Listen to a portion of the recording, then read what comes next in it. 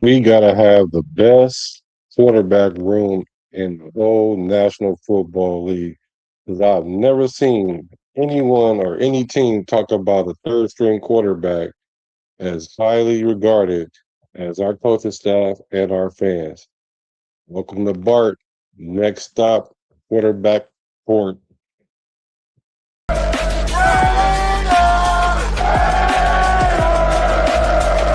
Just win, baby.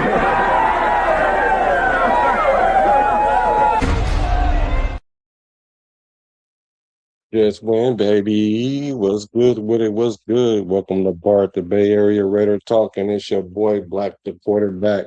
And we talking all things quarterback again. We quarterbacking. Klint Kubiak came out. He discussed the quarterbacks.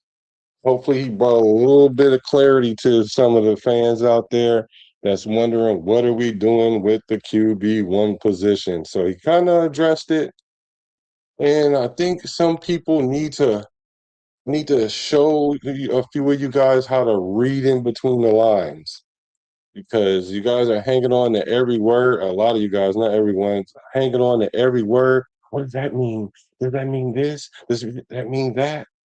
Not particularly everything, but some things are exactly the way he's saying it. So, welcome to Bart. Hit that like button. That's the fair. That's the fair to get in. Let's get to it. So they had a conference. Eric Allen and James Jones. Why am I calling him James Jones? But anyway, Miss Theo Harris. They talked to him Kubiak. He's not a guy with a whole bunch of words. So you do kind of have to take him at face value, but take it from me. I had a father with few words, but he meant a lot with the words that he said. So you got to learn how to read in between the lines. I've had coaches like that, football coaches like that. And so you got to kind of understand what they're saying and then what they're not saying. Because a lot of times it's not necessarily what they're saying, it's what they're not saying. So let's get to it.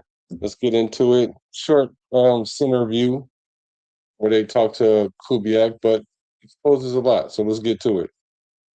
We have Klint Kubiak, the head coach of the Las Vegas Raiders, in his first season as head coach here in Las Vegas. And Klint, the thing I love about you is you're all football, you're all business. You're like, I don't know about this WWE entrance that everybody else is doing. I'm just gonna sit in the chair. I imagine though the next 4 weeks after OTAs here, do you actually, take a minute? I bet that's hard for you. Do you even know how to not think about football for 1 second? No, it's important. Yeah, it's important for myself and our staff to get away, and I ask them to not come in the building, because the season's a grind, and it's important they come back fresh and spend time with their families. Who helped you kind of learn that to be able to be like, okay, you do need to take at least a week with your family a year? Yeah. Well, I worked for Leslie Frazier in Minnesota, and he had a staff meeting, and he said, I better not see any of you guys in this building for the next month. And he meant it. And I always appreciated that. And he was right. It's a long, hard season, and you got to refresh. Yeah. So I like that very much. Get the guys fresh mentally. Kind of like have that last few quality moments with the fam because you're going to be checked out because you're going to be checked all the way in when the season comes. So it needs everyone to buy in because he understands the mental the mental gravity that he's going to require of his players. And one word that you hear a lot is accountability. So he can't hold people accountability if their head is over here and their feet is there. My pops used to say a lot. He said, if your mind is over there, your feet should be over there too. But if your feet is here, your mind should be here. So that only makes sense. So you give these guys time to put their feet over there with their family so they can think about nothing but their family, spend some good quality time, but also don't get out of shape because those 40 days, you hate for that work that you did put in to regress because there's going to be people coming into camp ready to play, ready to earn the position, ready to take this team to another level. And I see that coming already. So shout out to Coach Kub for taking that from his prior experience. I like to see that he taking what's good, what works, and implemented it already. We asked a lot of our players, so now we're going to let them get their minds right, get their mentals right. Like Beast Mode say, get your mentals right, and come back ready to play football. Well, we have, so many, great coaches who have been here for this Raiders organization.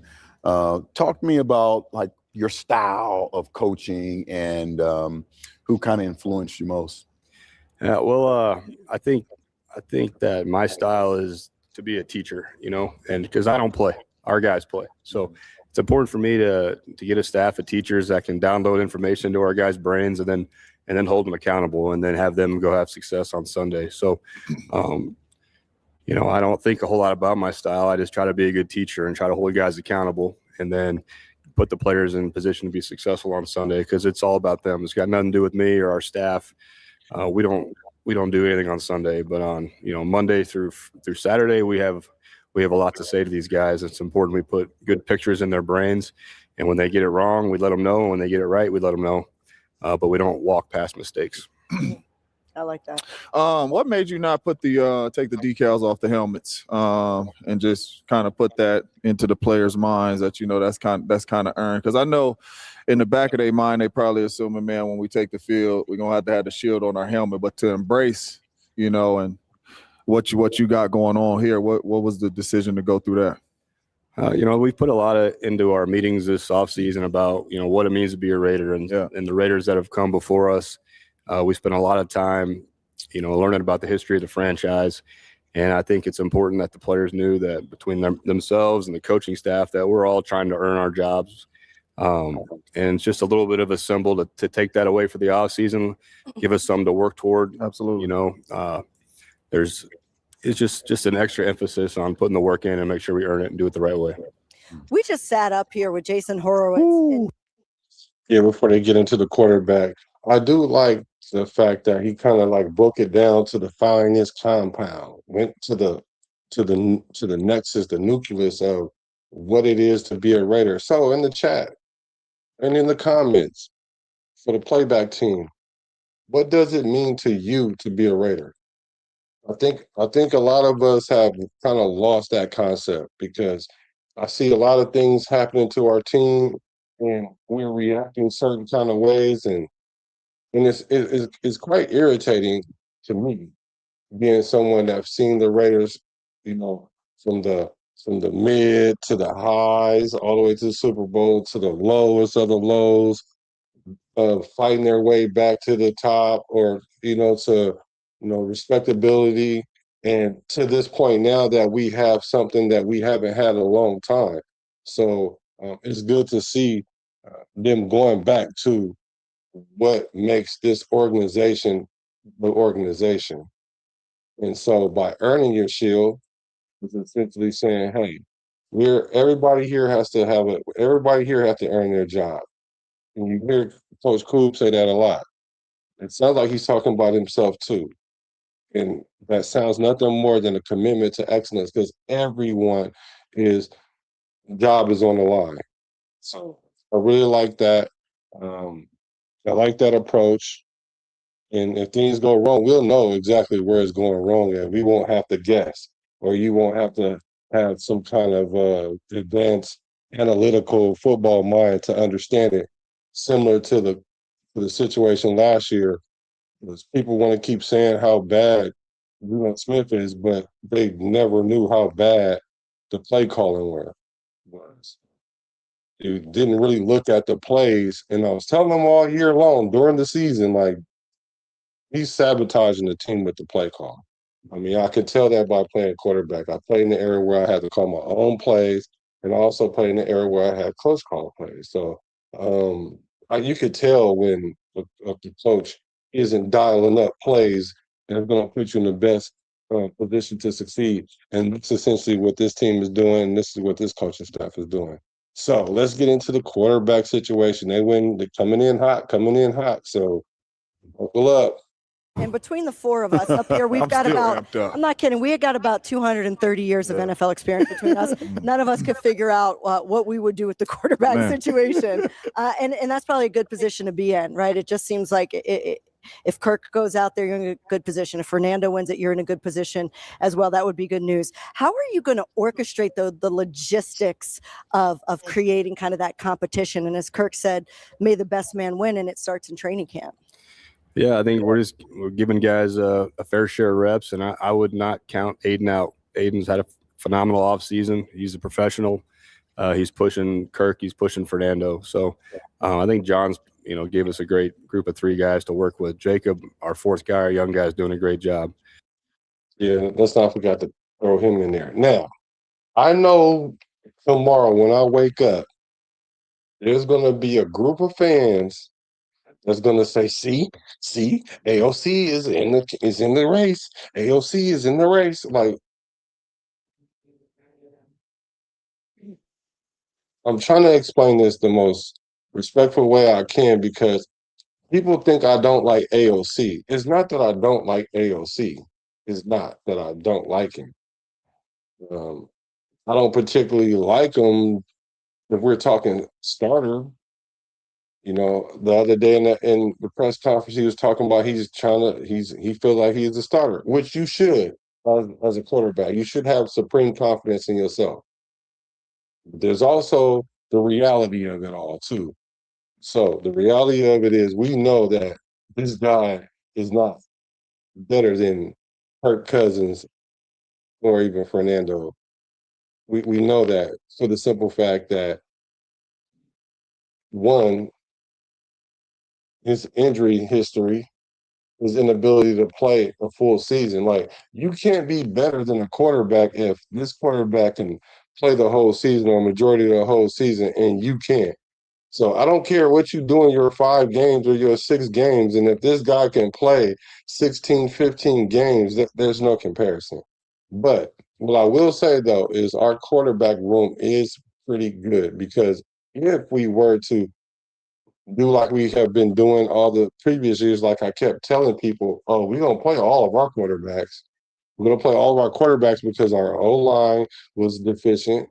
Our play calling was ineffective. So you're going to get players hurt. So he said, don't count AOC out. We hear that every camp, y'all. Every camp we hear that about AOC. That's the one thing I do know about AOC, is he's a competent camp player. He's going to play competent in the camp.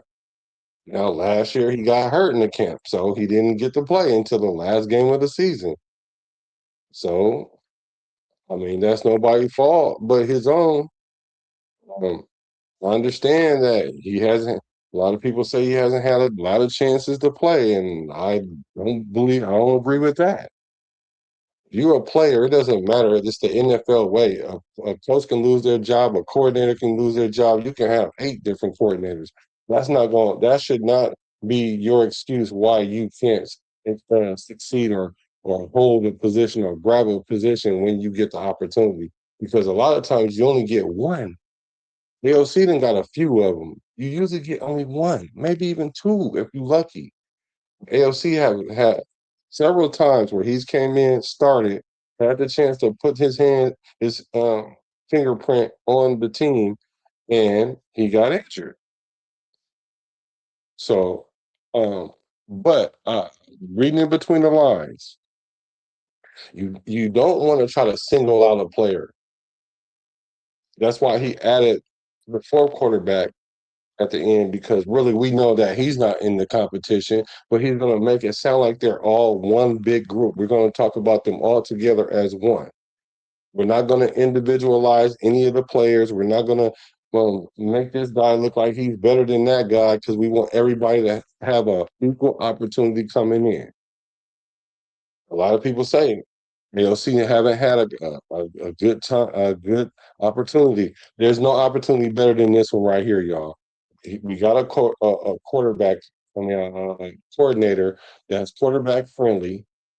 A lot of people saying this is the best system for him, which I don't believe, because you got to be somewhat mobile, and he can't he's not really mobile, and those off-schedule plays are not good for AOC, and we need to be able to do that if you can't get the ball out fast. If you can get the ball out fast 80% of the time, most of the quarterbacks in the NFL will be able to thrive in that offense.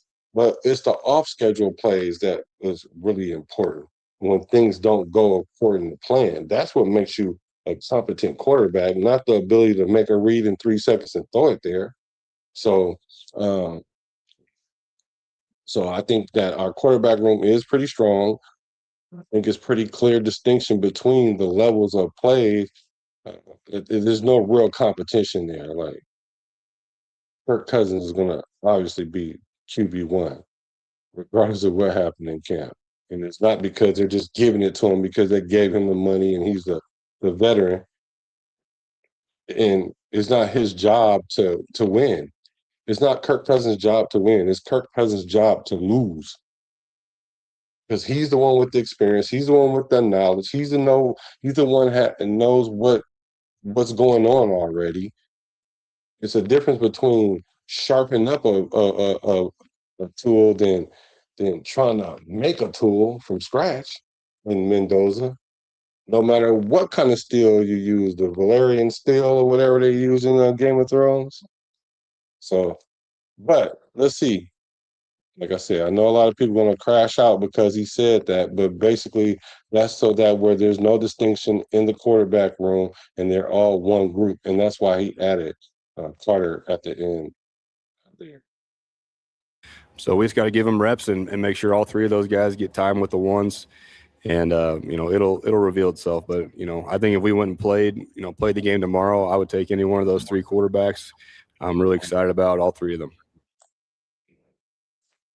Now, tell the truth. Now, put it in the chat with 10 being Jesus Christ and him telling the truth. How truthful is that statement? Or is that just a statement that the political thing to say? Because if you guys don't understand, there's going to be politics involved when it comes to this stuff. It might be a little politics or a lot of politics. Preferably it's a little politics, but from 1 to 10, with 1 being Satan and 10 being Jesus himself, how true you think that statement is? Let me see what you guys say. I would say that statement is like 60% true. Like I feel like he can go to war with AOC. Don't get me twisted, because I'm not saying that he can't go to war without AOC, because he probably could. He probably could get the best out of AOC. But not if you have a Kirk Cousins and a Mendoza on the same squad. The situation was like that before they got here. We did draft a quarterback, and we did get one in free agency, and got an undrafted one, while AOC was the only one on the camp. I mean, on the roster. Let's see. Let me see.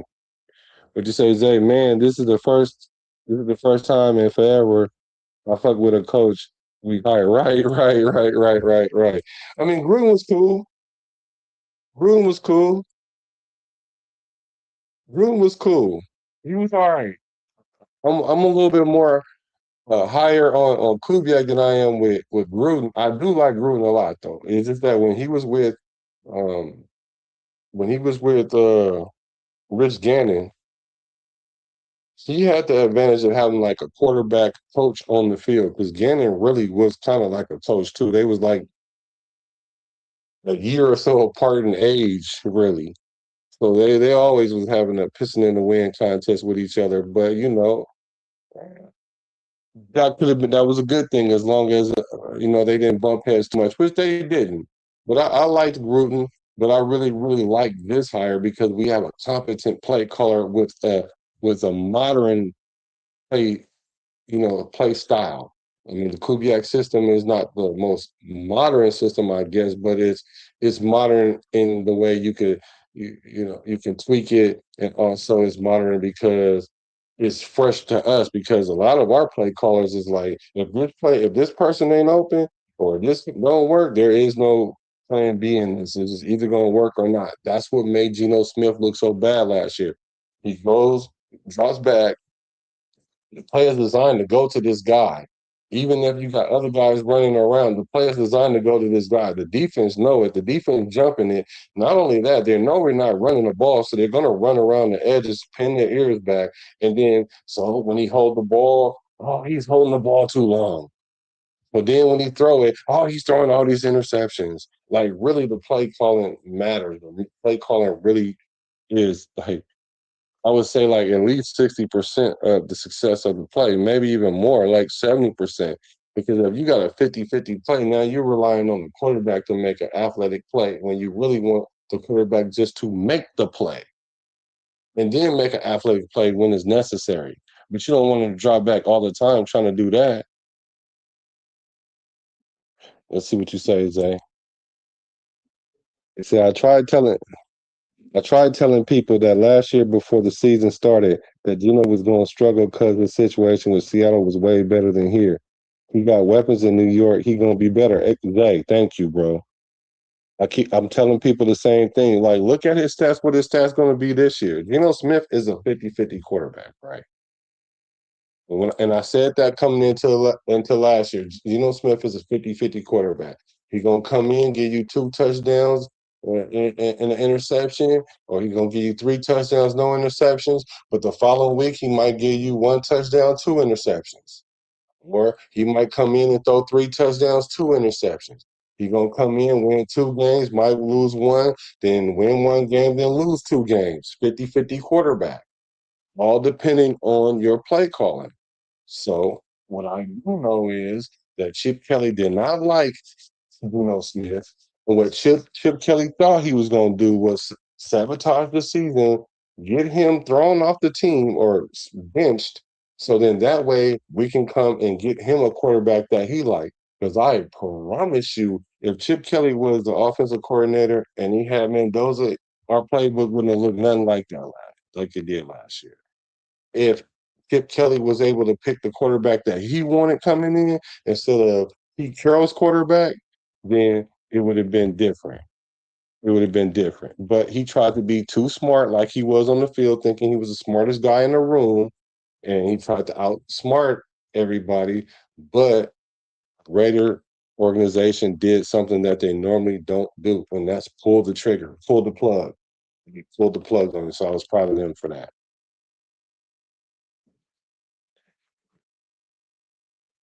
You see, Zay, thanks for hacking in, bro. Thanks. He said, that's just coach talk. I don't know why people take anything coaches or players say in the media for real. They're going to say positive things about everybody. Bro, thank you. Hold on, man. Let me give you the salute, man. Thank you. Understand, my content isn't for everybody. I understand that. I had to get to the point where I understood that because you know me, I'm one nation. Even if I don't agree with what you're saying, we still one nation. That's my brand, one nation. So I'm gonna give you room for whatever you think and whatever you say and however you feel, even if it irritates and agitates me. But why do we not listen to the people that understand what's going on? And there's a lot of us that do know what's going on. It's called coach speak. Coach is going to tell you all positive. So that way you don't have any reason to have any negative doubts about yourself or your position. So that way you can get the best out of that player.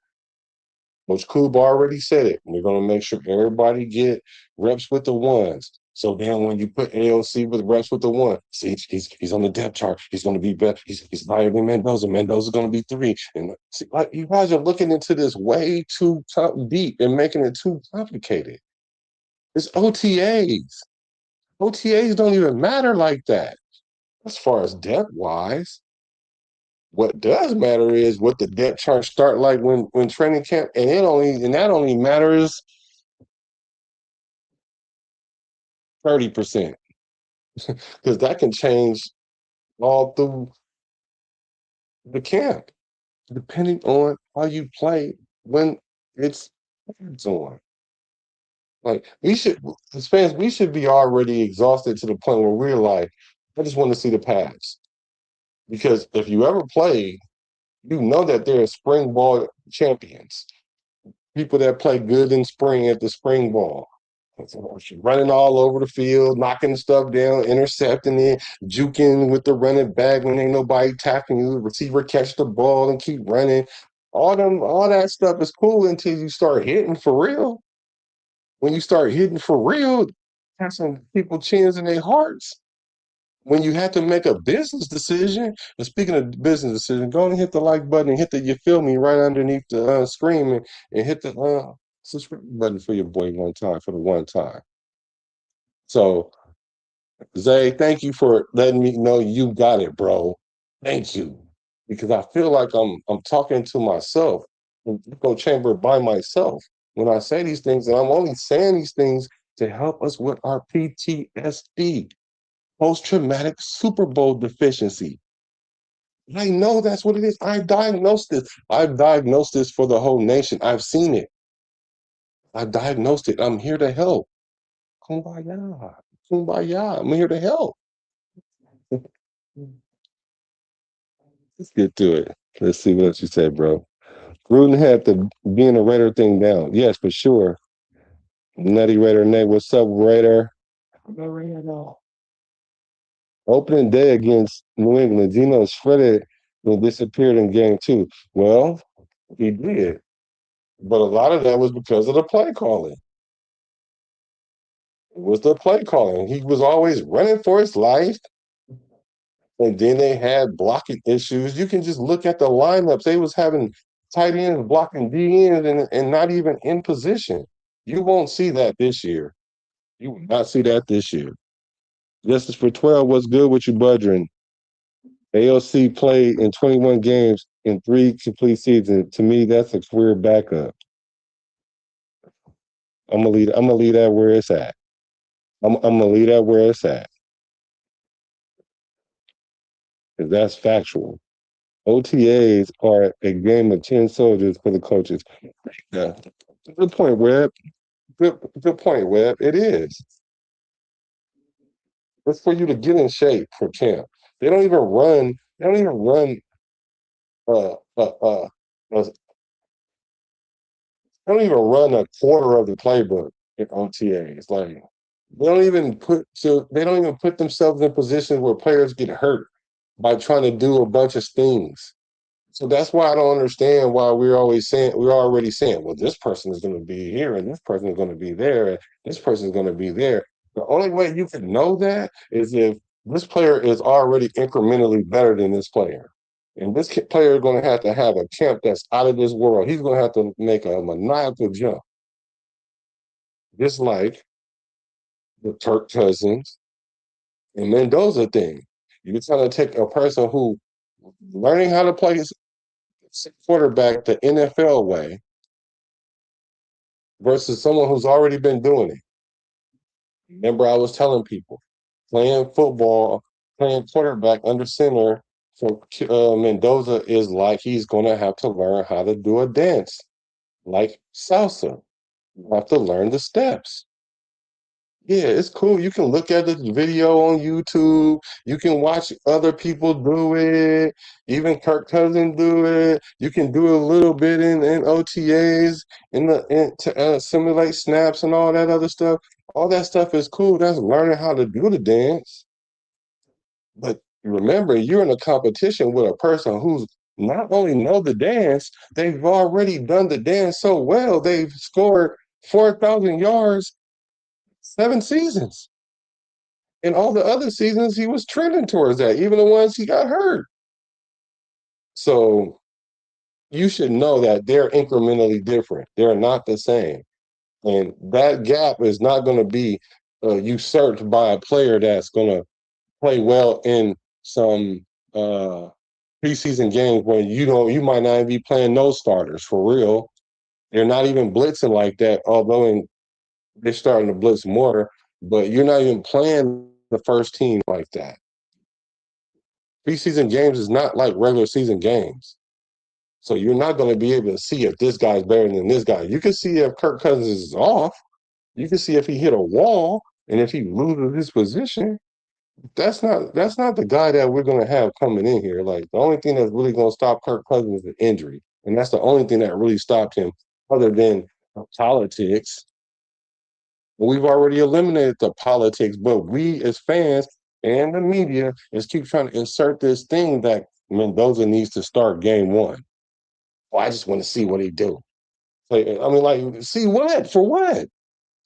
What? Y'all want to see what? Y'all want to see if he can actually do it or not? And then if he can't, then what? We're gonna be calling him a bust. Let's say if he go out there and get injured. Let's not act like that don't happen, because like that happened to Joe Burrow. And Joe Burrow was him. Out of college was him. Timothy. And he got injured. And his first year was terrible. If if Mendoza was to have a first year like that, I'm not sure he could bounce back that second year like he could. We'll be calling him a bust if Mendoza went out there and blew out his MCL, LCL, and his meniscus, and he blew out everything. We'll be like, oh my God, why did we put him out there?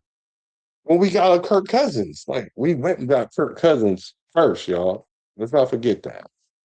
Let me get back to the film.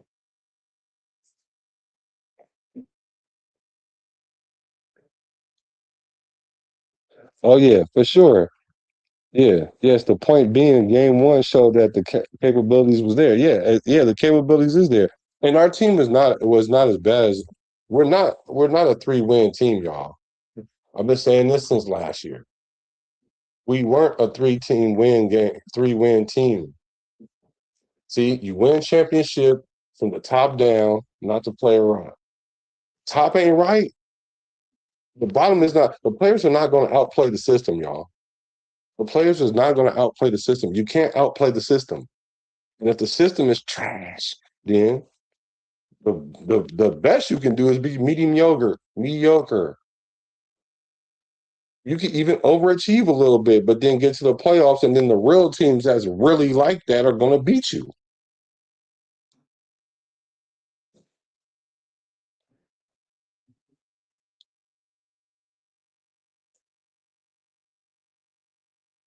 What has surprised you most about this football team after the draft? And what is something that is like, man, I didn't expect that? Well, I think the thing that stands out to me is that these guys are some really impressive veterans on the team. With Max, with Colton, Trey Tucker. I think with Kirk, obviously, but there's. Hold on, stop it there. Let's stop right there. Hold on, I'm gonna rewind that. Let's stop right there. He said with Colton, a player that we talking about we should be trading. With Max, a player that we keep trying to act like we want to trade. Trey Tucker, which is an overachieving wide receiver right now. And of course, since y'all want to look at all the words, of course, Kirk, who y'all trying to sit down game one. So 3 out of the 4 leaders on our team, the nation is trying to not have them lead. And that's what's blowing my mind. Like, that's what blowing my mind. We know that Kirk Cousins is going to be a C on his jersey, but we don't support him. What we're doing is we're hoping he get hurt on the slick so we can see Fernando. We know Max Crosby is going to have a C on his jersey, but we still upset because he said "Flock Nation." We all in our feelings because he demanded a trade. Like, so what, man? Y'all, the way this franchise be moving, I would want to get up out of here too. If I got drafted by the Raiders, being from Oakland, and I saw that they took a squat on my boy Jacobs, and then they just definitely didn't even use no tissue and wipe their hands of Derek Carr. And the next person will obviously be Max Crosby. He looking at them like, wait a minute, I'm only 28. Let me not wait till I'm at the end of my career and let them do me in. What we doing? And if they like, well, I don't know. I don't know yet, Max. And he's like, well, look, if y'all don't know, I don't know. Let's see what it do. Can you put the feelers out there and see what we offering? I don't want to just go anywhere. I want to go somewhere and play meaningful games. What's wrong with that? Oh, he don't want to be. Oh, he don't want to be a Raider. It's crazy we can have that energy for players that's trying to take care of themselves and avoid the hit from the Raiders that we know that they do.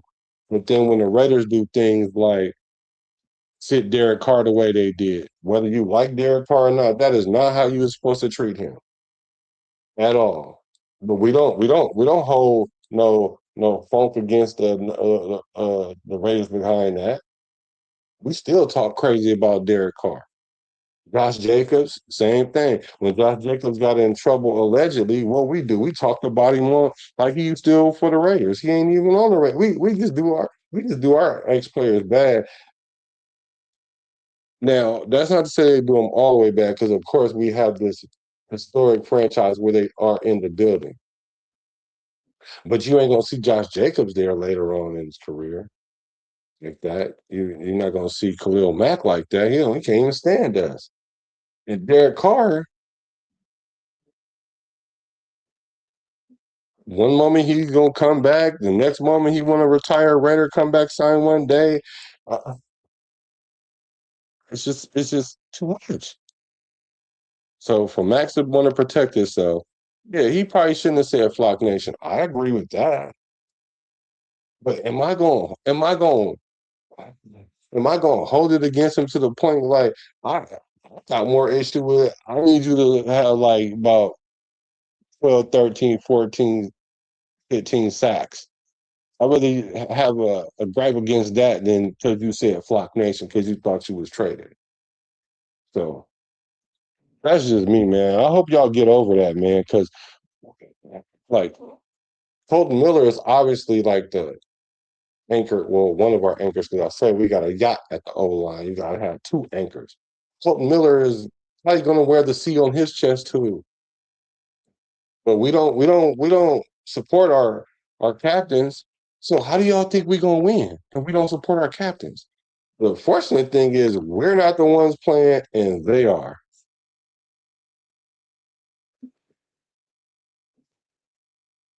Up for review. Good point, Chloe. You demanded a trade. LeBron and Shaq. Zay said a lot of Raider fans see it different, but they don't realize these players ain't fans. This their job. They be looking at it wrong. It's a business at the end of the day. And that's probably been requested a trade. And so it ain't even necessarily like he requested a trade. It's not like he went up there and was basically bullying them into trading them. I just think that he wanted to play meaningful games, and we were doing stupid stuff like getting McDaniels. And then he saw how the Raider fans was treating him. And granted, I'm not saying that he didn't help himself a lot, because he did hurt himself by jumping out there being the guy that he is. Like, okay, if AP ain't the coach, then I don't want to play. Yeah, that's doing too much. But you're trying to show that your love for him because of what happened to Bisaccia. So, like he said, he learned to be quiet, and then now that he being quiet, people starting to speak for him, and so all these pundits and people start making up things. Oh, so we've been trying to trade Max for like the last 2 seasons. And I'm not too sure that he just went in there and asked for a trade like that. I think it was more mutual than anything. It might have been what, 55, 45, 60, 40 max. But that's pretty mutual. This is a business, man. They don't call it show friends, they call it show business. And I'm glad you're saying that, Zay. You really made me. I'm happy that I did this live, because I have not been wanting to go live because we keep regurgitating the same thing over and over. QB1 should be this. Get rid of Max. What else? What's it? Oh, JPJ ain't gonna start. Like, we just saying anything, man. Shut up. Y'all just saying anything because y'all bored. How about we just make content like who's the best 10 Raider quarterbacks of all time? Let's start talking about just stuff like nostalgic stuff until the camp comes. Because y'all just grasping that stuff, just saying stuff. I'm gonna hold y'all to this when the season starts, because I know what's gonna happen. When the season starts, when JPJ playing good, And y'all over here talking about he's injury prone concussions. Like, man, football is full of concussions. I probably had like 2 or 3 concussions in my whole career. Never like they just now started looking at concussions like that. Two concussions. That boy was up there. We almost thought he died a couple times. Like, come on, man. Y'all tripping. And then he got an ankle sprain, like a high ankle sprain. Like, come on, man. That's the least of your injuries if you are O lineman. Same thing with Colton. Those are injuries, but them ain't really injuries like a knee or something that you expect from a lineman. He just got rolled up on. You would be happy that it's an ankle sprain and it's not a ligament tear. So I don't. Yeah, a lot of people look at stuff from a fan perspective, and I got to understand that. But don't argue with me when I'm not looking at it from no fan perspective. If you want to have your fan perspective, that's cool. Ask me my fan perspective, because a lot of my perspective comes from the player aspect. Now, I could tell you how I feel as a fan, but I'm more of, I look at it from the player aspect.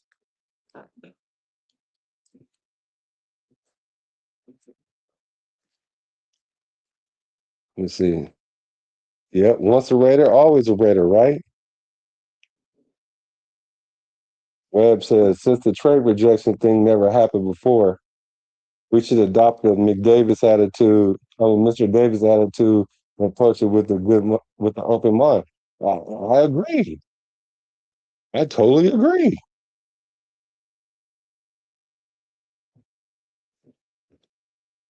I totally agree. Max said he wants to be a Raider. The Baltimore thing is behind him. We need to lead Max up. Thank you. Can y'all hit the like button, man? Can y'all hit the like button? You know what? Y'all making me happy. Y'all making me happy tonight, bro. Because I saw something flowing through my feed, and it was a Raider and it was a meme about Max being traded. And I'm like, but then the comment I saw was like, this again? So I was like, yeah, man, y'all still talking about this? But as a content creator, I guess I have to keep talking about it. And I'm like, every time y'all say something weird, I'm gonna give it the pushback. I'm gonna push. I'm not the one I ain't scared of that. We can do this dance all year long. So, but I read a lot of people were on Max. So I was really happy about that. So I was like, okay, I'm gonna come on and talk, but I'm gonna talk about the quarterback. But I ended up talking about Max somehow. So thank you. This is for 12. Thank you, bro. Confirmation. Max saw it twice with the Raiders. He saw it happen with DC, and then it happened to him after DC. Yeah, and don't forget Josh Jacobs. Hawks guy here. I'm curious how the Raiders feeling about Kubiak so far. Oh, let me tell you about how we love Kubiak so far. Kubiak is like a breath of fresh air for us that understand what a good coach actually looks like. A lot of people are scared. They got PTSD. And thank you for hacking in. Thanks for the question. Great question. A lot of our fans are PTSD, post-traumatic Super Bowl deficiency. You wouldn't know nothing about that, being that y'all just won the Super Bowl, right?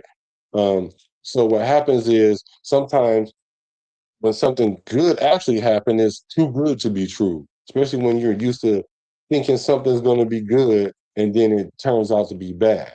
And you don't use your discernment to tell which one it is. And you keep going into the situation, think every situation is good. And then once you get beat over the head so many times, even when you see something good, you kind of hesitant still. So that's what they are with with Kirk Kubiak.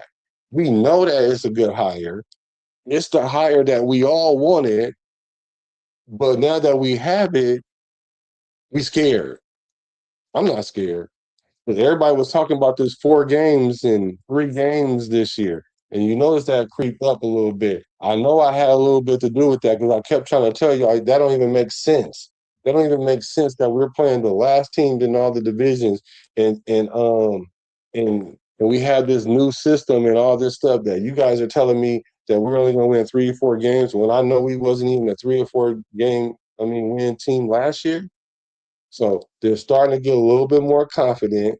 It was at the beginning of it. They were talking about Mendoza is not even really in any other draft. He wouldn't even be. So now they want him to start all of a sudden. So, bro, we're all over the place right now. It's kind of like a dog that got let outside and he just running outside and just running in circles and don't know where to go. That's kind of how it is. So once we win a few games, then everybody act like they thought and they seen this coming, and I'm gonna pull their card just a little bit. I ain't gonna pull it too hard, but pause. But I'm gonna let these fools know because a lot of y'all is playing both sides of the fence, and I don't like that. Just go in and say, jump out the window like y'all did for McDaniels. Like I don't know why y'all couldn't see that wasn't gonna work. I don't know why y'all didn't see that it wasn't gonna work. I tried to tell y'all about your boy last year. I was like, everything would have kind of went a little bit better if we didn't have Chip Kelly. That's what the issue was. But hey, whatever. Now we got some competent coaching. We got structure. We got culture. And now everybody's scared. Well, I don't want to say we're gonna do this and don't do it. Man, y'all did it all them other years when we was weak, and now we got a competent top down. Now everybody nervous. So great question, man. Hope you subscribe.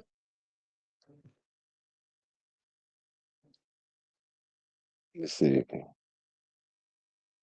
We have our own Kyle Shanahan, except brother don't choke in the Super Bowl. Yeah, I don't like Shanahan. He gets his players hurt.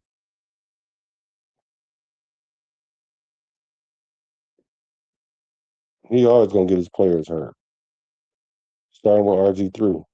Guys that have a hunger to win and they have a great attitude and they haven't blinked with Max. I think the thing that stands out to me is that these guys are some really impressive veterans on the team. You know, with Max, with Colton, Trey Tucker. I think with Kirk, obviously, but there's guys that have a hunger to win and they have a great attitude and they haven't blinked with what we've asked them to do. They're very coachable guys and they want to win. You can tell they want to win. They're not taking shortcuts. I can't think of very many times at all where we've had to get on a guy for having poor effort. Winning is important to these guys. So, I didn't have a whole lot of expectations. Just want to get to know them, but I've been very impressed with the mentality of those guys. I was around Aaron when they drafted Jordan Love, and obviously we know what kind of career 12 had. But he said once they drafted Jordan Love, even though he was a late first-round pick, that this changes everything because he has to play. Okay, excellent question, right? Because this is what everybody's saying. Like he's number one, so why don't he play? Now you gotta remember, he wants Mendoza to play ASAP, no Rocky. So he's trying to sit there and position it like Greg Mercer, how he's asking it, because he's saying essentially, you can be the guy all you want, but the moment you go draft a quarterback, we know that guy is itching to play or not itching to have him come out. Now, come on, how many years did Jordan Love sit out, y'all? And we know 12, right? 12 sat out too for number 4, right? How many seasons did he sit? We talking about seasons. Our team, what we want to do is we want Kirk Cousins to go out there and play 6 games, or by week 3, or if we're not playing good by week 6, then put him in. Like we ain't even talking about putting him in, let him sit a whole year. We already foreshadowing him to come in and play. Oh, we don't want him to play during the tough part of the schedule, week 4 through 7. So y'all really think Kirk Cousins came here to be a sacrificial lamb in order to be a stepping stool for Mendoza? But y'all not peeping that Kirk Cousins is trying to get him another contract, right? Because this is his last really go around getting the starting position in the NFL at 38. He's fully healthy or primarily healthy. He's like going to be 2 seasons removed from his major injury. He did come in and play last year, considering how Atlanta was playing with his mind, playing them games. He still came in and won 4 or 5 games, more than the Raiders. So it's an interesting thing that how he asked this question. But he's trying to find out what is the metric that you're using for us to determine, or for you to determine, if Mendoza is better than Kirk Cousins in camp and in preseason. And here's the answer, y'all. You know what I'm saying? Just as an organization, you got to put him out there to play. No, you What's don't. kind of a timetable, or what kind of boxes does Mendoza have to check for you to say, okay, the young fella's ready to go? He's checking the boxes that we needed him to check to put him out there in the game. Yeah. Well, I think that we're going to find out about that in the preseason when we go play games. You're going to see how he reacts in a game-like environment. And when we go practice against the Texans, we'll get a good feel for it, going against a different opponent than the Raiders. Yeah. How he's handling the huddle, how he's handling the line of scrimmage. I think seeing the live in-game or practice versus another opponent will be a big first step. I know. So tell me, guys, what you guys heard in that answer right there. What was the answer right there that Coach Koob said? Ice Koob. What was the answer right there? It sounded like basically what he was saying was, well, we'll see in preseason when things are live, and we'll see how they play. Now, I know if you're trying to see all three quarterbacks and see who's going to play the best, right? 3 preseason games is essentially each one of them start a preseason game, and you have one game to determine or not. And I'm pretty sure that what's going to happen is we're not going to sit there and play musical quarterback all preseason. I'm pretty sure that. I think at least the last game we're going to know who our starting quarterback is. Well, at least everybody should know, because I already know. You don't know. You're not in the room. I do know. Like, some things you just know. Like, you just take a real good educated guess with as much information that you could use. Like, some things you can't tell, some things you can tell. I know a rookie not about to come in and take a seasoned veteran's job that's playing at a high level, a mid to high level.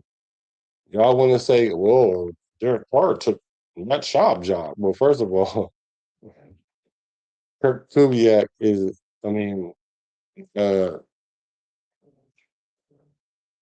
Mendoza. What's Kirk Cousins? Cousin Kirk ain't Matt Schaub. First of all, Matt Schaub was hurt in that preseason year. So really, Derek Carr got the job by default. And after that, I think Schaub only started like 3 more games and 7 to 8 more seasons after that. So he was done. Like done. So not the same. So you can't tell. If you played before, like, you can tell the difference. Everybody wants to focus on the quarterbacks, but JJ's excited about it. EA is too. And I do think this team could really put itself on the map with its defense. Yeah. With the veterans that you guys brought in. And it's funny, you being an offensive-minded head coach. I think people always focus on, what does Klint Kubiak offense look like? What is your defensive philosophy like? What was the decision to bring Rob Leonard, to elevate him to a defensive coordinator position? What are you looking for? What's a Klint Kubiak defense? Yeah. Well, I think, being around Mike McDonald last year and seeing his scheme work, and then getting in an interview situation with Robbie and hearing him, tell me his vision for the defense and use a lot of those same tenets that were used in Seattle. That was really helpful. But he had a command over direction that he was going, that I could see, like, this guy is someone that knows what he wants. He knows exactly how he's going to practice it and how he's going to install it and how he's going to delegate to the coaches. So I just saw a coach with a vision that knew where he wanted to go and implement a style of defense of, that we want to stop the run, that we want to limit explosive passes, and we want to take the ball away. That's what we want. Stop the run. That's important. That's number one. You got to stop the run. Stop his explosive plays, right? And take the ball away. sticks and pigs, scoops and scores. That's what the nation said. They heard it. They heard it this time, y'all. They said we need an opportunistic defense that take the ball away, and that's what we went out and that's what we drafted.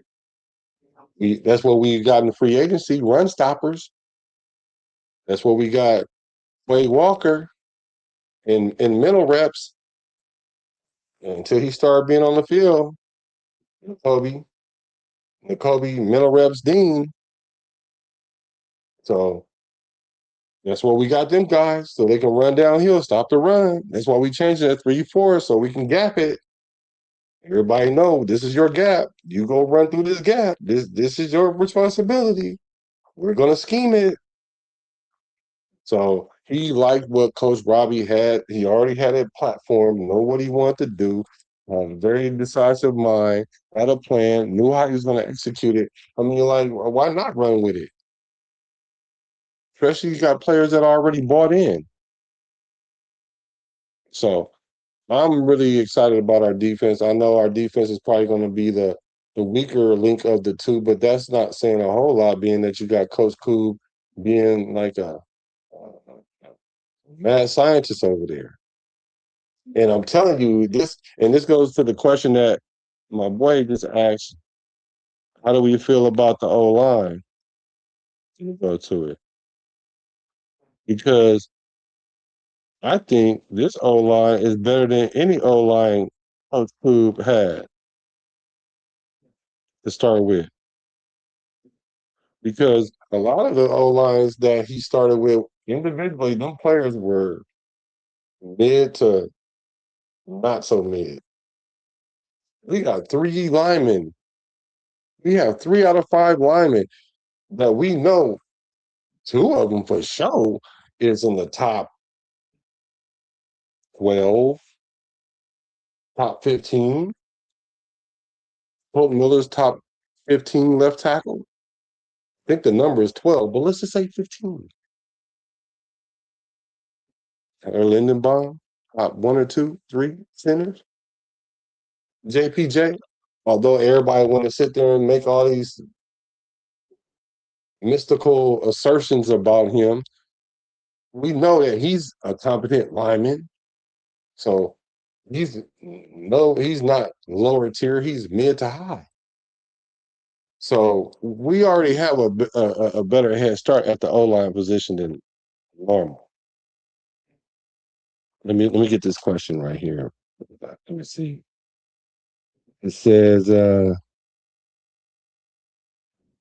let's see here. It says, how is the offensive line looking? Hawks were terrified what Kubiak would take the offensive line coordinator with him. Right.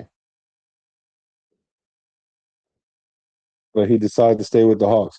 Yeah, that was good. That was cool for y'all, because if y'all wouldn't, y'all would have fell right off the map with that, right? And at least we were able to pick somebody in Denison that we knew somebody that was competent. So he had an ace in the hole too as well. But I'm happy you guys were able to keep your O-line coach, because that's important. I think our O-line is going to be dope. For sure, we're going to be able to do some things. Kirk Cousins is going to be able to stay upright. Straight up. So Hoops is dialed in. I agree. Justice for 12 say, we have a competent offensive-minded coach. I think Kubiak will make the adjustments needed over the course of the season and get the O-line right. Yeah, for sure. Thank you for the info. It's hard to find Raiders info without massive amounts of cope or unrealistic expectations. As a new person coming into this, what is your expectations for this season? Great question. This is my expectation for the season. My expectation for the season is that we've already kind of, so my expectation is create culture, win games. And what I mean by win games, I mean like win twice as many games as we won last year. We won 3 last year. We need to win 6. And then the other games is we need to be competitive. And what I mean by competitive is like, oh, we could have, if we just didn't do this or give up this big play, or if this player wasn't necessarily in the game, or this player had a bad game, or if you pinpoint what the situation is and say, oh, we were deficient there, then we need to go draft that, or we need to go pick that, and then we can upgrade, and we can clearly see what that is. Then, to me, that's a successful season. Um, the record is not as important to me, except for the floor. Our floor should be 6. So if we check that box, and I'm cool. If we don't check that box, then I'm like, okay, cool. We really need a lot of work to do. So we need to get rid of a few things. We need to make a few tweaks. So the year after that, we got to go from 3 wins to 5 wins, which is still an improvement. But then I'm thinking, man, we got to go from 5 to like 10, from 5 to 9 to 5 to 10. So that's my expectations for us. I expect us to build some cohesion on the offensive line. I mean, we've already kind of done some of those things. Like, we've already addressed the depth, because one of the things that everybody was talking about coming into this year was we need to fix the O-line. And I was like, bro, we only like 1 or 2 players away from our O-line being really like that. Like, if our guys play together. Miller didn't play all season because we essentially was losing, so it didn't make no sense to put him out there and risk a real injury other than an ankle injury. JPJ was just running around like his hair was on fire because he pissed because the coach kept messing with him. So he's just out there trying to play as hard as he can to prove his worth. So what, he get a concussion, man? Hey, it's a concussion. And he messed up his ankle. Same thing with Colton, right? Then we needed to address the center position, because the center is like, if you can pump the center, the whole line is a pump. So we felt that we need to put JPJ there because we didn't have nobody else to put there. But we went and spent the bag on Tyler. So that solidified some things. Then when we go get Trey Zoom, everybody lose their lunch because, like, oh my God, why did we get him? And then all of a sudden we in love with him because he played all the positions and he really looked like he could legit be like a starter as soon as somebody VIP or VOP. I'm telling y'all right now, if any of these players out there, I don't think he's going to start, but if any of these players let him get in the game, he ain't coming out. He ain't coming out. So this camp is going to be really, really good when it comes to the line, because we're going to have players that can start and we're going to have depth. But you need that depth at the O-line, because it's rare that the O-line finishes the same way that it starts. I'm talking about roster-wise.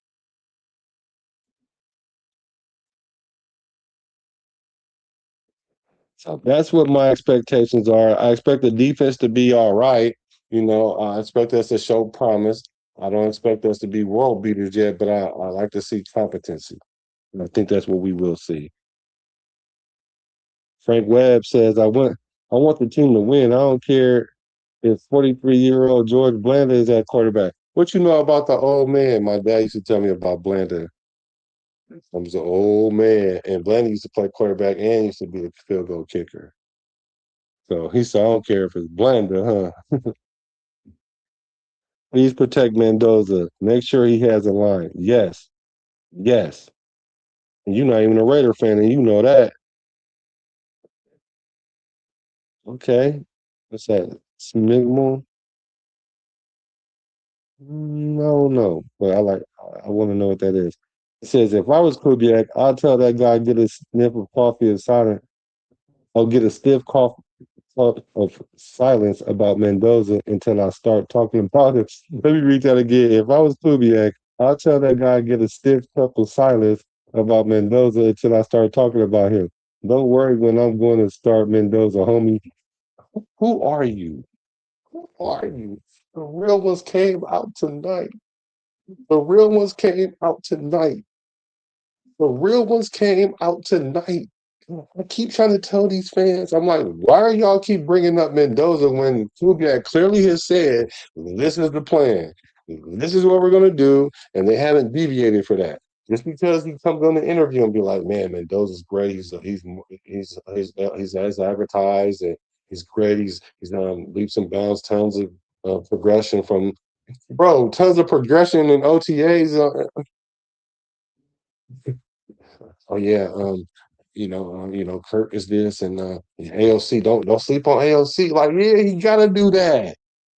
He gotta do that. Like, yeah, don't talk about him until I start talking about him, homie. Straight up. That comment. I wish I was monetized so I could give back to y'all. Tonight I would have been giving away everything tonight. Cause y'all on it tonight. Dang, thank you. Yeah, you on a need to know basis and you don't need to know. Let me see. Justice for 12 say, if the Raiders only win 6 games this year, but we're in all of them that we didn't get blown out multiple times, our trajectory will be upwards, in my opinion. I agree. Let's finish this because I do want to get to the comments, but I do want to finish this interview. This interview is almost done. So I think every defense is gonna say a version of that, but it's really important that if you limit explosive plays, you stop the run, you turn the ball over, you're gonna have success. And I've seen that style do it in Seattle, and that's a style that I want to bring here. Yeah. Some of the places you've been and coached, what are some of the identifying markers that you see early on in training camp that says, man, we're going to have a pretty good football team here? Yeah. Well, I'm glad you said training camp because you don't know until you put pads on. It's a physical game. And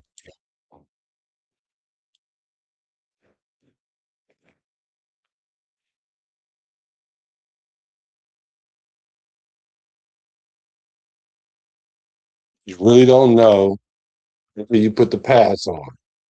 But I've been telling everybody all these mythical projections.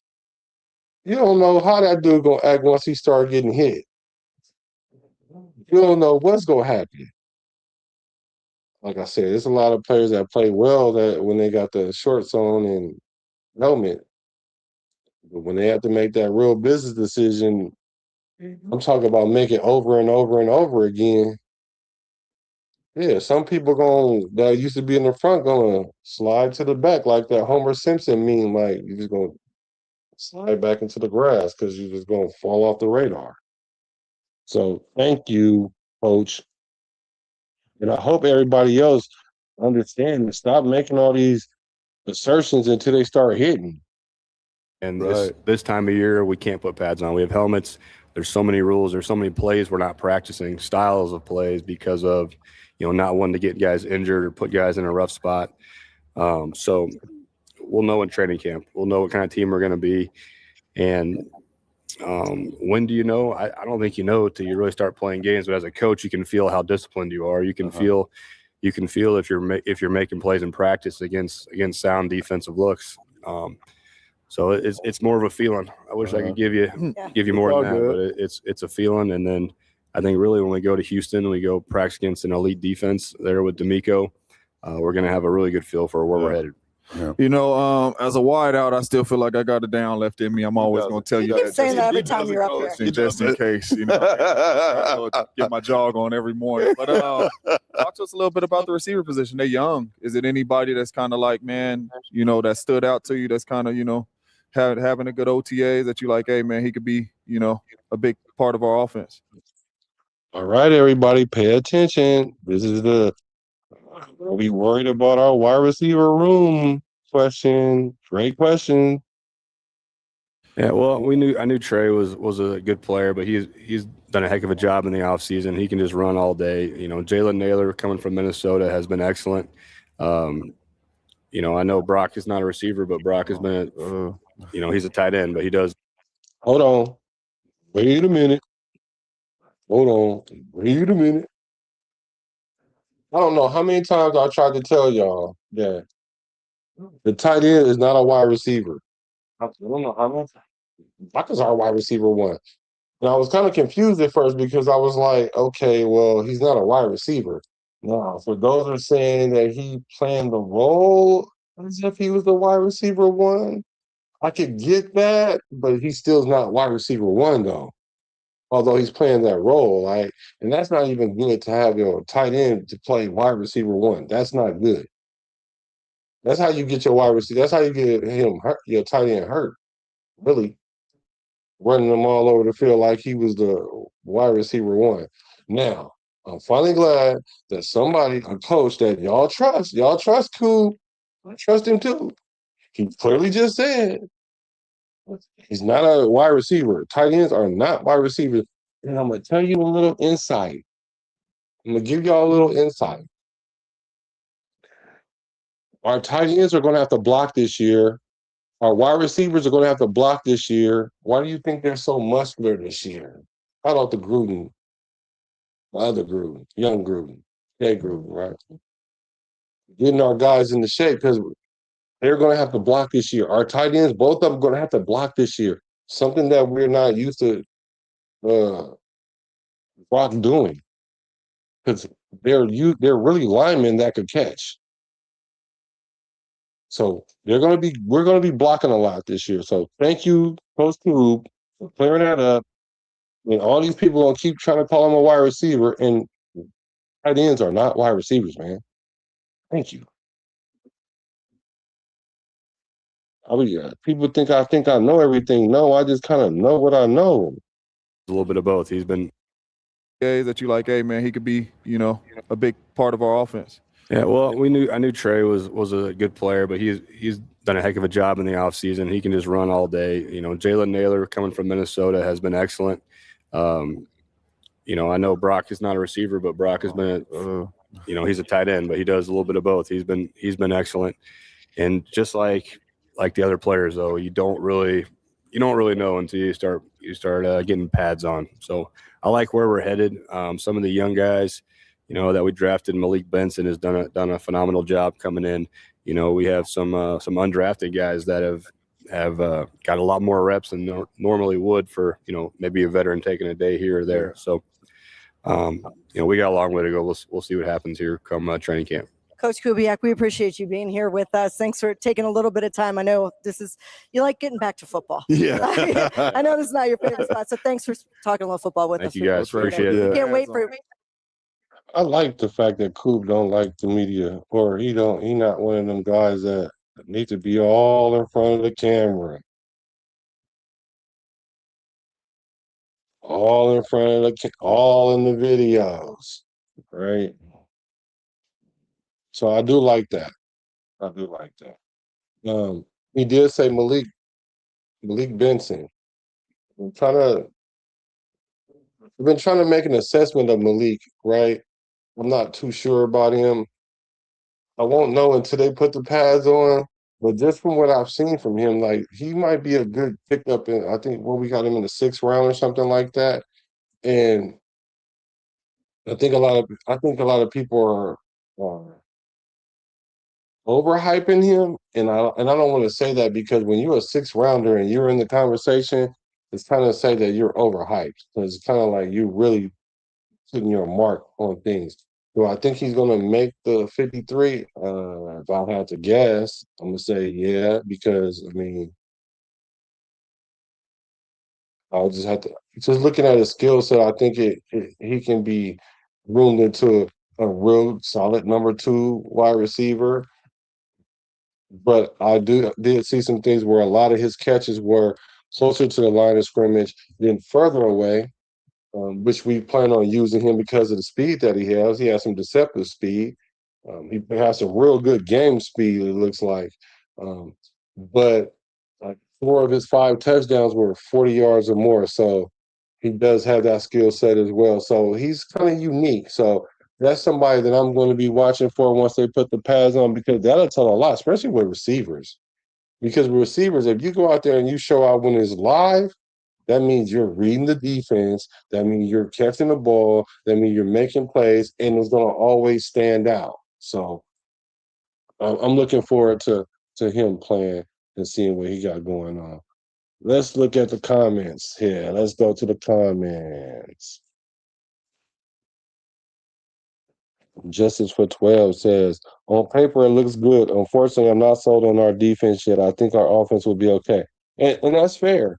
that's fair about the defense. It usually takes a year or two to get a defense going. And I hate to say this, and I hate to project this, knock on wood if you with me. If Nakobe Dean goes down, that's going to hurt. That's going to hinder our offense. I mean, our defense, because our defense is predicated on our linebackers being able to stop the run and put pressure on the quarterback.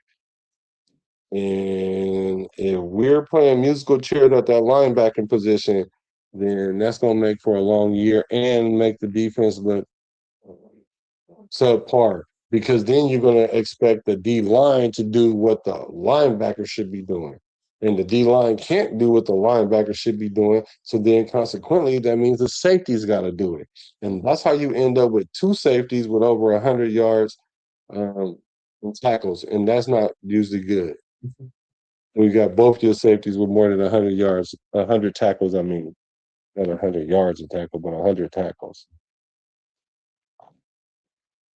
Roy says, sorry for all the questions. No, you fine, brother. I appreciate it.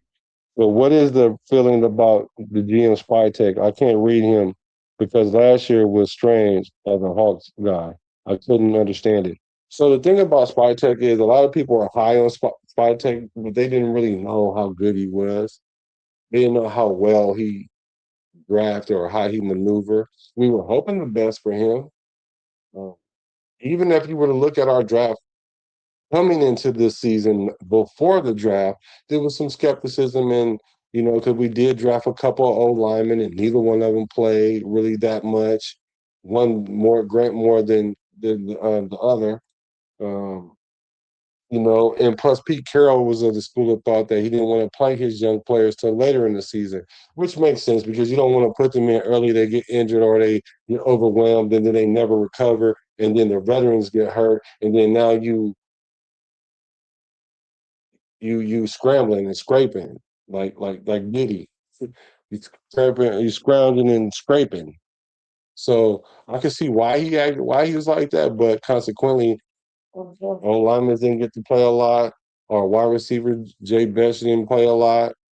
Thornton didn't get to play a lot. He did play some, but we didn't really dial up the plays for him like that. So we don't know what we got out the last year's draft.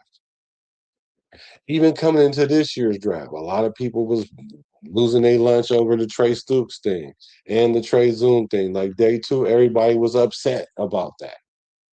When I will say everybody, I'm gonna say 68.2%, which is the majority on the bell curve. We didn't understand what we were doing, but I understood. Like as soon as we got the first safety, I was like, well, we need another one too. We do need an old lineman, and we got an old lineman high in the draft because that was a need that we needed. So I knew what we were doing. And then once we saw the complete picture, it kind of makes sense. You don't always have to translate, but it's got to make sense at least. And hopefully it will translate this year. And then that will give us even more confidence in Spytech. And that kind of put him at the top of GMs if we were able to turn this team around with two drafts. Because of one of my biggest gripes of us having Gruden, which was, I would say, the last time we had a competent coach, is we drafted terrible.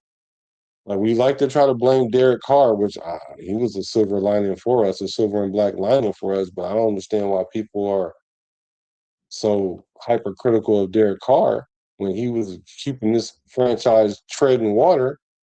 But we just could not draft at all. We couldn't draft good to help him. And then you want to get mad because we pay him and we're like, he takes all the money. Like, no, we were supposed to have some drafted players that were actually playing and we don't have to pay them till later when we don't have to pay Derek Carr that much money because he's not going to ask for that much money later in his career. Maybe he will come off some of the money because part of the reason why he probably took the money is because he saw the writing on the wall too. They offered it. They offered the money. What are you supposed to be like, nah, I want y'all to disperse it out to one of the 7 coaches that y'all have on the payroll that's not even coaching for the Raiders. So I can see why he took the money. I take the bag too. It's a business first. Okay, Webb say last year's staff destroyed any pre-existing leadership on that O-line. I saw Blanda, including his last game, Jim Otto too. We old. Yeah, we old. Let me tell you how old we are. Double O. Like even like Dolby. Like one of my first jobs was working at the Good Guys. I don't know if you guys remember what the Good Guys. It's like Circuit City. Even saying that is dating me, dating myself. And Dave Dolby came in, and yeah, it was nice because it was good to see the OG Raiders. You feel me? I like our old school Raiders because they encapsulate what it is to be a Raider. Win, lose, or draw. We might not win on the field, but we lose. I mean, might not win on the field, but we gonna never lose in the parking lot. Okay, Roy says, I will say that Kubiak learned a lot about defense in his stay in Seattle. McDonald and Kubiak worked together. That's good. That's good to hear because it looks like that's how he's going to approach it with Coach Robbie. He's going to rely on Coach Robbie to let him do his thing and maybe insert some things as necessary. But like he said, he sees some of the tenets that he saw last year to give him the confidence to be able to let him be free and do what he do. And he understands that it's going to take some time. Um, I just hope the Raider fans don't expect us to have this world-beaten defense already. Like, imagine if we didn't have Max Crosby on this defense and we was relying only on Quiddy Pay and the other mental reps. Ron, he's the original mental reps because he's the first one who said it.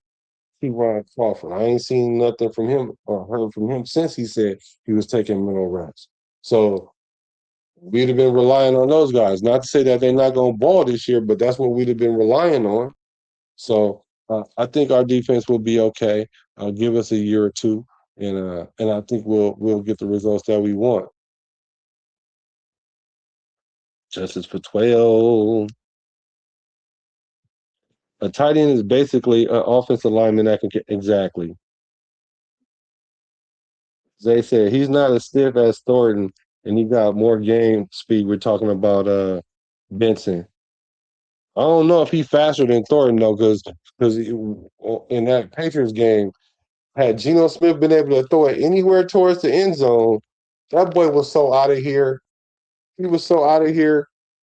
He stopped, which make the ball, I mean, easier against a defender because the defender, he's trying to catch up, and you see the ball short and you stop. He got to stop too. Hopefully he don't stop and hit you or whatever. And Thornton made the adjustment to catch the ball on that to seal that game.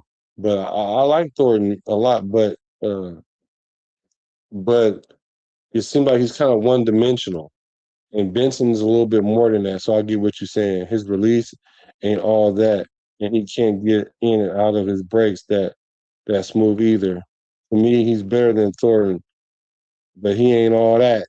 And you know what? And I did notice that about him because before I was a quarterback, I was a first team all conference wide receiver. I'm definitely a better wide receiver than I was a better wide receiver than quarterback.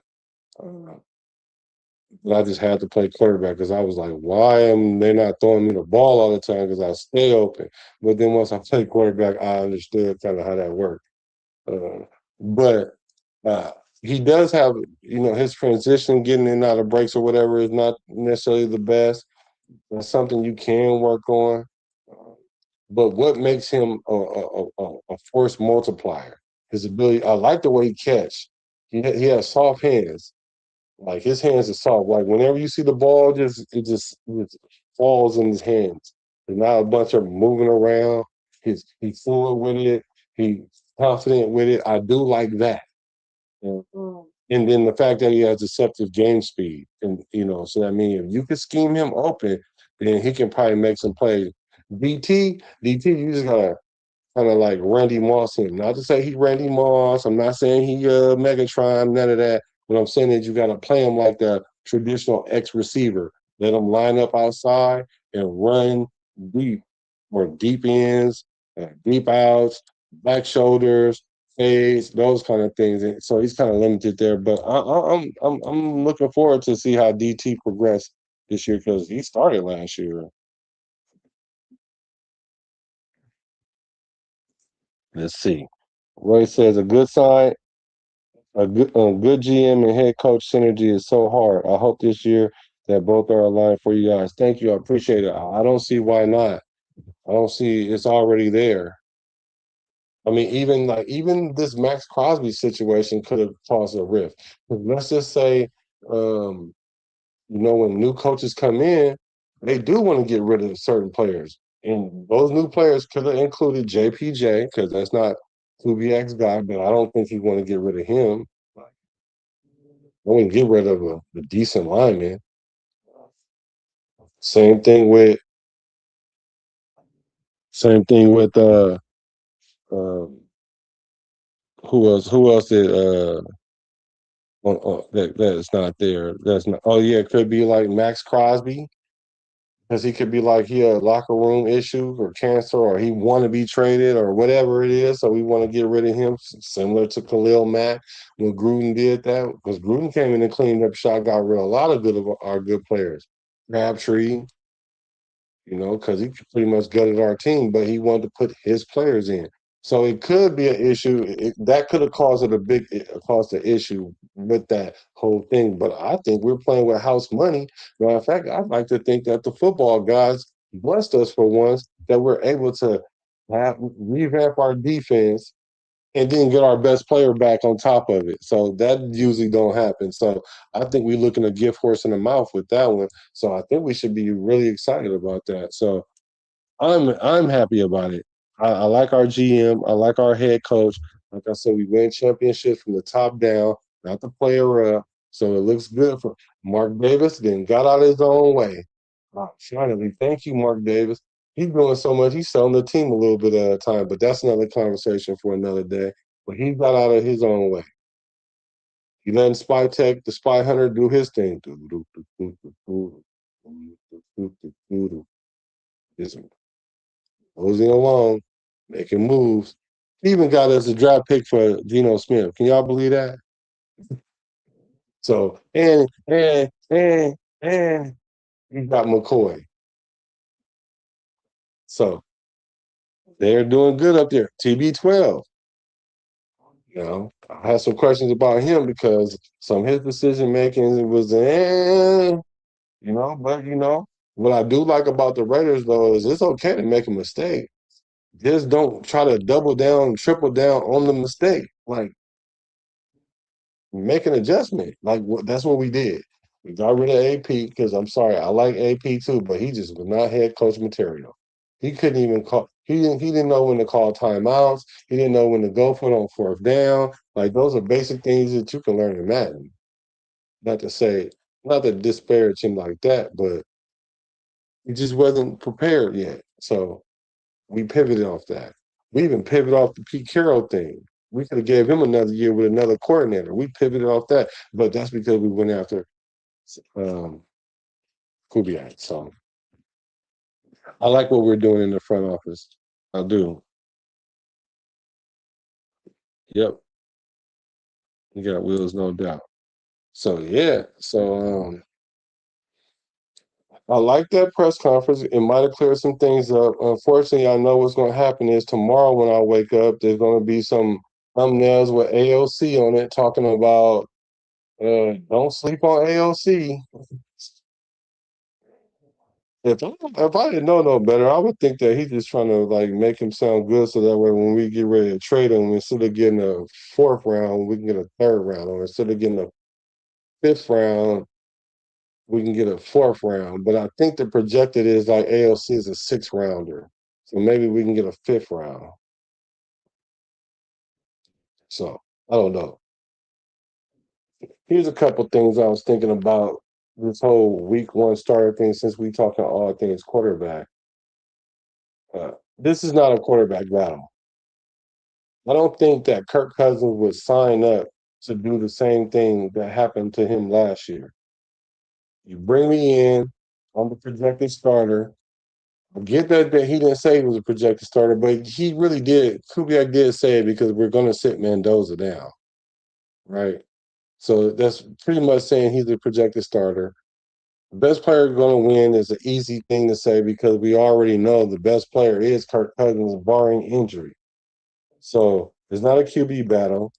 He wouldn't come back into this situation where, oh, I thought I was going to be the starter. Now I'm on the bench. Now I'm starting to get hurt. Then I got to come in. And it's the same thing with Atlanta. That's why he didn't play well in Atlanta as well with Atlanta, is because when you start playing with the mental of the quarterback, that's why it's imperative that you you you you get behind the quarterback. That's why we were topsy-turvy last year, because we didn't like Geno Smith, not really giving the blame where it was. Not to say he didn't deserve no blame, but we really should have been looking at the play caller and the O-line coach before we started flaming Geno. Because once he flicked us off, I was like, I get it. I understand why he flicked us off. I get it, because everybody want to blame him when y'all not really knowing that I'm not in the media exposing this guy for doing that. The time told, and Geno Smith got a new leash in life, and he'll play better this year. Watch. He'll play much better this year. He's still a 50-50 quarterback, but he's going to play better this year. He's going to have more than 3 games with the Jets. I bet you. So the reason why I don't think Mendoza is going to start, because he doesn't know the offense yet. We haven't even put half the playbook out there yet. So he doesn't know the offense, don't know where people need to line up at, like he was when he was in college, when he was doing the pro day. So consequently he's lacking the confidence. Not to say he's not a confident guy, but if you don't know the salsa steps yet, or if you haven't competed with somebody that's a salsa champion or a salsa playoff contender in Kirk Cousins, when the pressure starts coming, you're not going to be able to execute higher than this guy. That pressure is normal to him. It's pressure to you, but it's normal to him, and he knows that you're not prepared for that. He knows that defensive coordinators, they fool rookie quarterbacks all the time because they haven't seen all the coverages. Kirk Cousins pretty much seen all the coverages. So it's essentially like Mendoza's learning how to dance, and he ain't got no partner yet. So he's not going up against a vet. He still need to understand how important those first 2 steps is coming from under center. Told people that. People were he's a Heisman Trophy winner. And if you guys think that going under center is a big issue, then you don't know what you're talking about. No, you don't know what you're talking about, because you never probably played the position before. Those first 2 steps, you gotta get out. You gotta get up out of there. That's what I call it. You gotta get up out of there, because that lineman gotta set his anchors so he don't get blown off the ball, and you need to get up out of there so that way you can either get to the running back or show that you're getting back to the running back, so you can turn yourself back around so you can actually read the defense. The play only gonna last like 3 to 5 seconds. And 2 of them, you're not even looking at the defense. So that takes a level of cognitive skill as it is, especially when you're used to getting the ball in the shotgun and you're seeing the defense already when they're moving and shifting and all that. From under center, when you take the ball and you turn around, from the moment that you first saw it, which is really a glance, because you're not reading it, because you really want the ball and you want to really make sure you get the ball to the running back or show that you're giving it to him. And then to the moment you look up, there's so many things that's been changed now. Now you got to key the safety. Now is the safety over here now? He started off over here. You got to read it faster. And he got to get used to that. Kirk Cousins used to that. So to expect Mendoza to be able to pick it up that fast is just unrealistic. Can he do it? Is it possible? If we want to use the word possible, yeah, it's possible AOC could start over these 2. But it's highly improbable. So be careful when people use that possible word. Yeah, it's possible. It's possible I can go out there and throw for 60 yards and beat the Chiefs. And like anyway, let me stop. So let's stop sabotaging Kirk Cousins, y'all. Like I was saying earlier, like he's gonna have a C on his chest. Let's stop sabotaging him, talking about he's not gonna play past a certain amount of games. Just like bruh said earlier in the chat, don't bring up Mendoza till I bring him up, bruh. You're on a need to know basis. He'll play when you need to know. So I do like that. I do like that comment. And we want to kind of avoid that bus label with Mendoza. Why would you want to set him up not knowing our O line, not understanding who yet, when we don't have to? We're just gonna create a bus. If we put Mendoza out there, let's say I've heard, well, if the tie goes to the runner, like no, the runner is the veteran, not the new guy. That's how like people like to just put stuff however they want to fanatically. If it's a tie, you put in the veteran, man. That just means that the rookie is really, really trending. But he might go out there and still get injured. We don't know if he can play 17 games. We know that Kirk Cousins can play 17 games. He's done it multiple times. So let's stop sabotaging Kirk Cousins, man. Let's start supporting Kirk Cousins, cousin Kirk. No, I'm not tired of the questions, bro. He said, "What do you think the midseason use of dead?" What it say? But what does the midseason use deadline look like to you? Oh, okay. A lot of teams are looking for the Raiders. So, so like to trade as far as trade, look, we're not trading Max Crosby, man. Max already had the near death experience. He realized that he almost found out that the grass is not greener on the other side. The thing is, they kicked him off the lawn, which was cool, right? They did him a favor. And I just think he kind of knows now, like, I'm a Raider, forget it. Let me not even just play with it no more. I'm a Raider. His money is guaranteed this year and this coming season and the year after that. So he ain't gonna be asking for no more money, guaranteed money for 2 more seasons. One coming up and the one after that. By that time, we'll know who we are as a team. We'll know if Max deserves the money. He'll be 2 years removed from his injury. So even if he come back this year and people are like, well, it'll take him a year to get back into shape, then he'll have that prove it year to to prove that he needs more guaranteed money. And by that time, we'll know how much money he deserves at that point. Or if we need to use some of that money to get a linebacker or get a corner or get whatever we need, D tackle or get another edge rusher or because Kuntz don't get 10 sacks this year. He need to go from 4.5 to 10 because he had 2 prove-it deals, both with 4 sacks. We need you to get 8 sacks in 1 year at least, bro. The whole reason why they even bought into you because you got them 6 sacks or however many sacks at the end of the season when AP was here. Before they knew how to block you, now they know how to block you. So as far as the mid-season point, I think as far as the trade deadline, I'm not really tripping on that. Maybe we can pick up a player or something. I ain't tripping on that. As far as the record, I think if we're anywhere near 500, we got to keep rolling with Kirk Cousins. Like, don't put him in because they think that we can win a couple more games with him. Like, if we 500, like if we have week 8 or week 9 and we play 8 games and we're 4-4, we're doing better than we did last year. So that's what I mean by let's not look at the record so much. Let's look at how we're playing, and then at the end of the season, we can kind of determine where we are and play Mendoza. Just get him some game time, some real game time, depending on where Kirk Cousins is. Because if we at week 14 and we 8-6, Kirk Cousins just need to get hot because 10 you get in. He used to get you in until they put that one game in. But 10 games going from 3 wins to 10 is that means Kirk Cousins is pushing the issue because now we got to figure out what we're gonna do with him. So I appreciate your questions, bro. Really like it. Especially now the NFL, because they disguising coverages. Now not only